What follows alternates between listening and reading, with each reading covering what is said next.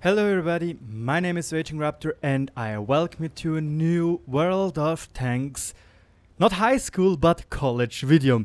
I made a minor mistake with my first video where I assumed that high school means the same thing as in German, but it does not. So yeah, now we are in the college and today we are talking about being top tier, play aggressive.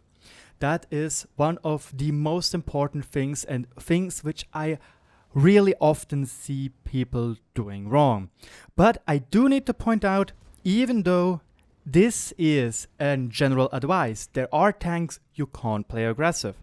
With many things which do not talk about core game mechanics like free caliber rule, like 50-meter spot range of bush, there is the fact that tanks play differently.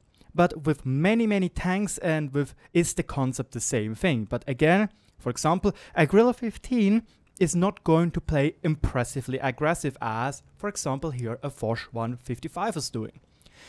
But what I want to do is to show you 3 gameplays where I am doing that advice.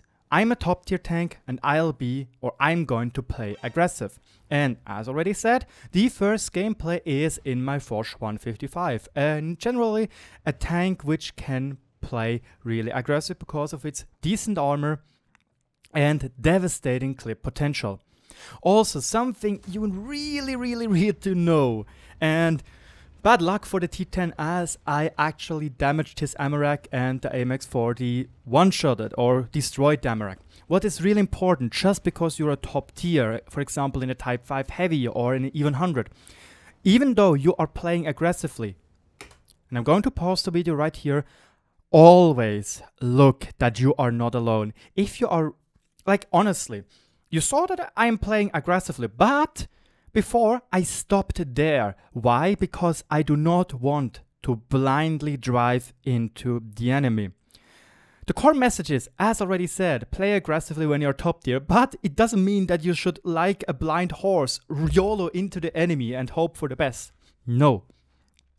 I saw that I have an AMX 30, a T54, and an M4 A1 Revalorisé and a T10 as backup.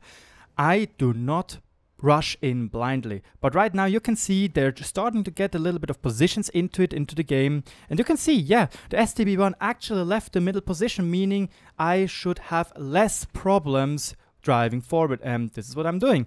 I'm spotting the NS1, which is nice for me. I am aiming him, giving him a nice little shot, which, well, our AMX 30 once again is finishing off. I'm doing another shot into the E50, giving us a nice first clip with 0 kills. We were lucky enough to bounce the T69 shots, the AMX 30 shots, and even a Guerrilla 15 shot, and now we are needing to reload. But once again, you need to know, guys and ladies and gentlemen, obviously, that those tanks which are in front of me right now are not really a big threat to me. It's the Guerrilla 15, which is the biggest threat, and probably the Scorpion G and the Rheinmetall Borsig Waffenträger. But what do we have here? They are camping in the valley. And here we have it. The Guerrilla 15 is spotted by presumably the T54 and not us. I'm making a shot. Sadly, it misses, but it doesn't matter. Honestly, I have already won. I'm making one more shot into the Guerrilla 15. Can I get the kill? No, I can't, but Am I refusing to reload? I think I am actually... No. I didn't reload it because there's still the M4 A1 Revalorisé where I can still shot once more. But you can see the game is impressively fast. Why exactly? Because we are using our top tier status as an advantage. We even got another kill, or the first kill, on the M4 A1 Revalorisé. And now we are back in a reload. You can see the game is over. The STB1 was not able to push out the damage that we could do. The Guerrilla 15 was not able to carry the game with simply camping in the back. What they should have done, the Guerrilla 15 at least, play aggressively in the middle, try to get some first sniping shots into the game. What I mean with first shots, it's an really important thing, and you can do it in many maps. And yes, we will actually have a replay afterwards where I show you how to do the first shots. You can do it on this map. You can even see in the beginning, where I'm still brabbling around what this series is going to be around, that I tried to go into to make some shots onto the STB-1. But the game is over in not even 5 minutes. We did 3.9k damage and 700 spot, being quite good for our gun mark. For that game, we got 7 shots, 6 hits, 1500 damage sniped, and 773 damage spotted. We were top in damage, and you can see the STB-1 was not really useful. The Grill 15 came way too much back, and yes, the STB-1 actually did a decent idea afterwards. He tried to go into the valley and push one side. But yes, this is a topic for another video. But now let's move to the second gameplay. And here we are on the second game with the AMX M4 54. Also again a tank which loves to brawl. And this map in general, Mountain Pass, is absolutely phenomenal to do first shots. But it is important, guys. Really, it's so darn important.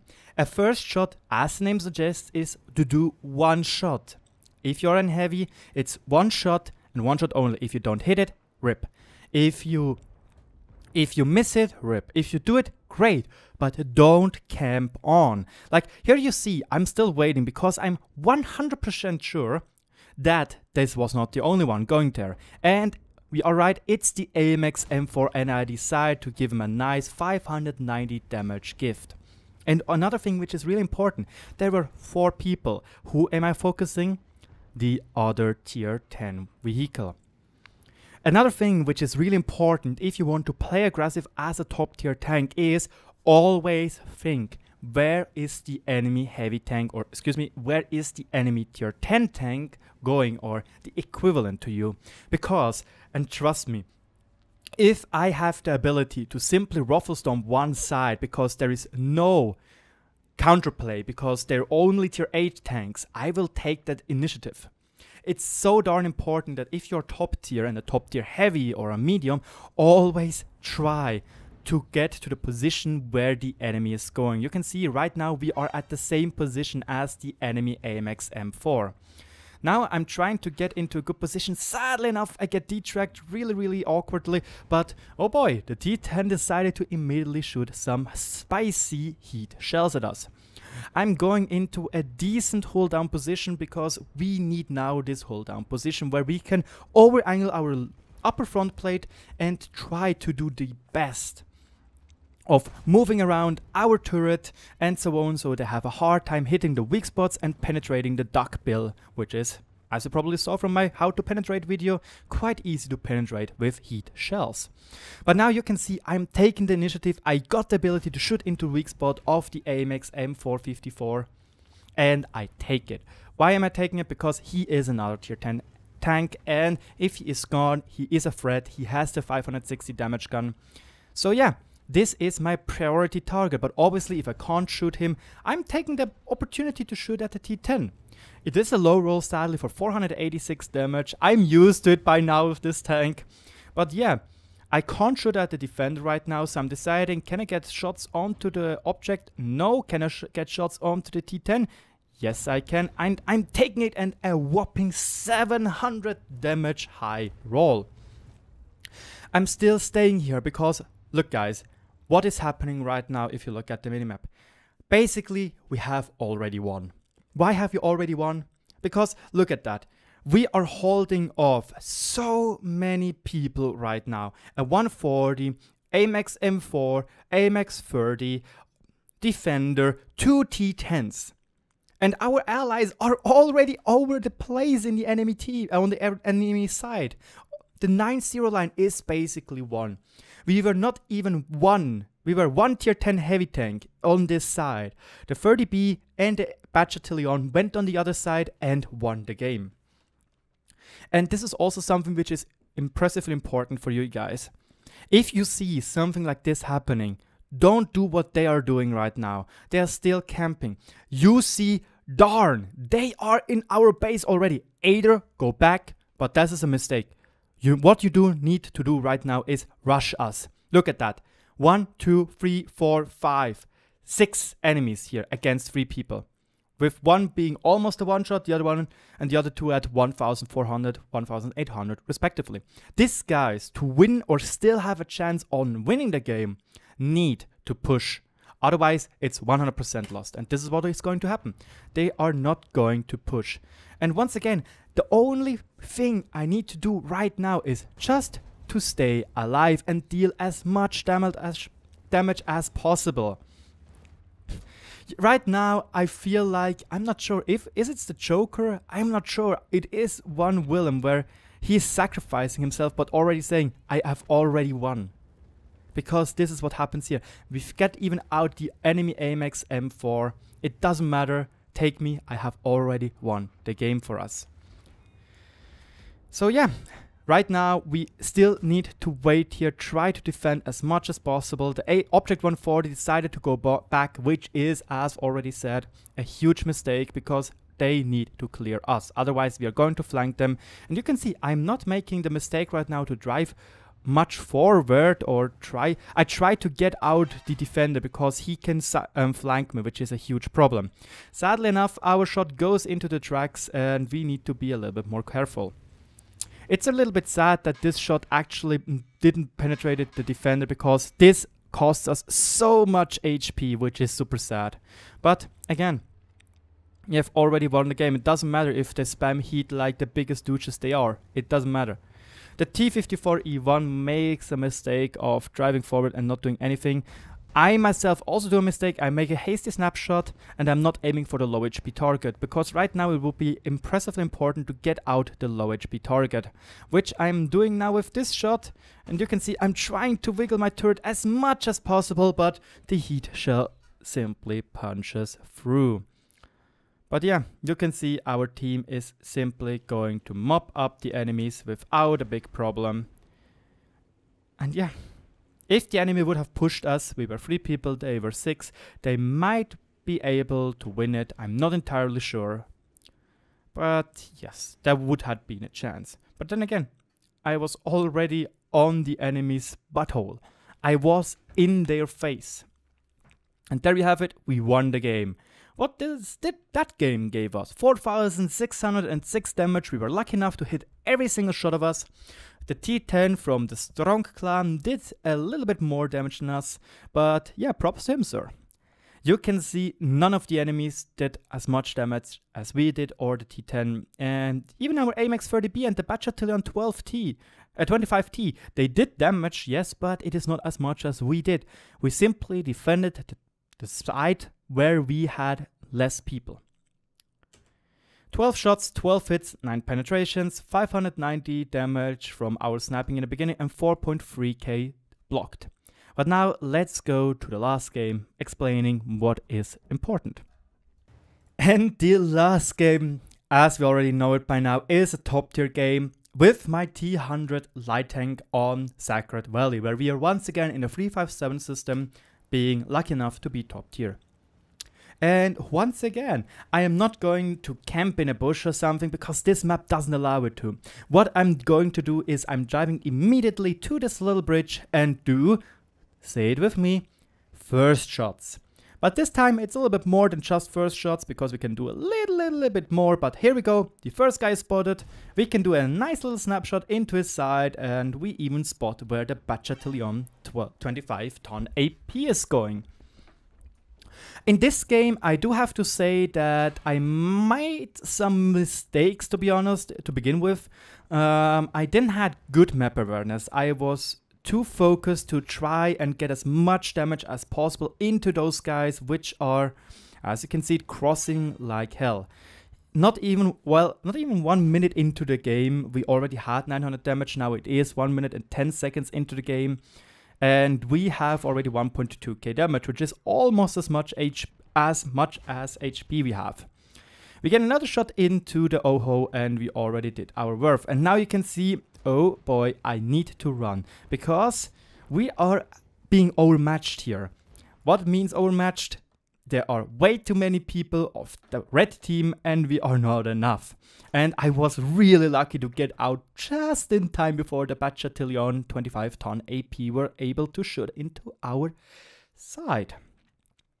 But yeah, right now I see, oh boy, there is the 105 in the middle, the WZ-111-5A in the middle, and there are way too many people here. So the first or the logical conclusion for me to do is drive into the middle and try to get the 30-105 out because he's a one-shot, or do damage onto the WZ. And you can see I'm running because right now I can't stay on a flank which is already dead.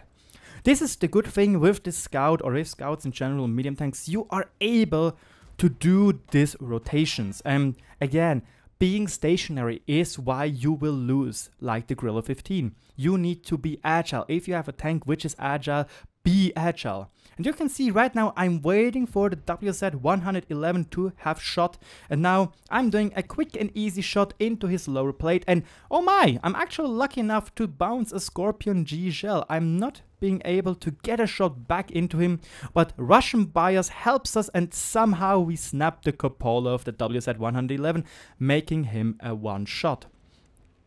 What I'm doing right now is, again, I'm trying to get some distance into it because the WZ-120 tries to go for us, but I'm seeing, you know what, no, actually he's rushing into 4 people of us. Let's go into him, maybe we can snatch off the kill or we can do something else. Now we are grouped a little bit more. We can see it's 4v4 if I'm helping our teammates, and this is what I'm doing. I'm staying in a decent hold down position, using my gun, get a nice little shot into the Scorpion G, making him a one shot for myself. I'm still having a look that the T95 can't hit us, but yeah, Scorpion G is gone. 2.7k damage already. And artillery doesn't like that we try to carry our team to victory. I'm seeing the WZ, but no P is getting finished off by the T69, which is great. And I see, you know what, there is a Battalion 25-ton AP in our base, and he's most likely going to reload sooner or later. So now I'm actually doing 2 things at the same time. I'm making distance to the enemies. I am also getting a different angle onto the enemies, trying to flank them, getting an easy pick off on the Battalion 12T. And now I'm actually have an easy time getting into the Battalion 25T AP, which is reloading as I have guessed. And you can see we do sadly only one shot. He gets rammed by the M41. I didn't actually thought he would be able to die from that little ram. So yeah, the game is again won. Because we were able to get some first shots into the side, we're able to annoy the living hell out of the WZ-111, focused on the side which we won. And yeah, now it is just padding our stats, padding us onto our back. And this is also something which is actually quite nice to do. If you are grinding gun marks or try to grind experience for yourself. You can see I'm not just going to rush into him, I'm going to detrack him. I actually said myself, if I'm doing no damage, I don't care, I'm going to detrack you. Why exactly? Because detracking gives me spotting damage. And yeah, this kill is quite simple. I forget about the detracking shot and he is a goner. 2 kills, 3,873 damage, 1,678 spotting damage, and 3% to our mark of excellence. The last game finishes off with, sadly not an ace tanker, just a second class. Top damage, 400 damage, more than the Object 704, and most likely easily carried that game. 15 shots, 14 hits, 13 penetrations. And that is it from the first episode, or no, excuse me, the second episode of World of Tanks College. Top tier, play aggressively. Again, this is the mantra you should probably live about, but don't play aggressive if you're alone. Always play aggressive with your team. This was RagingRaptor, and thank you so much for watching.